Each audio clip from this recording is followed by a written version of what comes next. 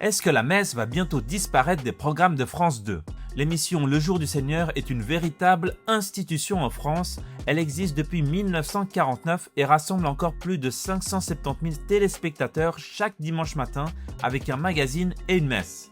Mais avec le rapport Allongue sur l'audiovisuel public, une question nous vient en tête, est-ce que les émissions religieuses sont menacées? Ce rapport, porté par une commission d'enquête de l'Assemblée nationale, propose notamment une fusion entre France 2 et France 5.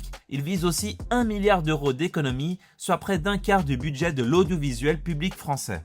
Depuis sa publication, il divise fortement. Ses critiques y voient une volonté de la droite et de l'extrême droite d'affaiblir le service public. Alors, est-ce que Le Jour du Seigneur, Présence protestante ou les autres émissions religieuses pourraient disparaître?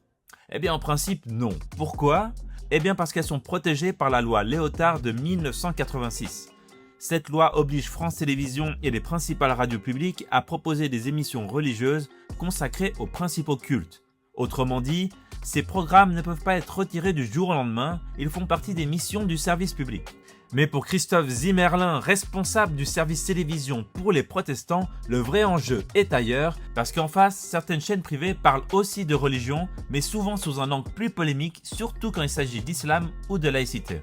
Il faut effectivement être conscient que si le religieux est uniquement ou va surtout être opéré par le privé aura tendance à vouloir de l'audience, puisque c'est ça qui fait son gagne-pain, et en faire un spectacle.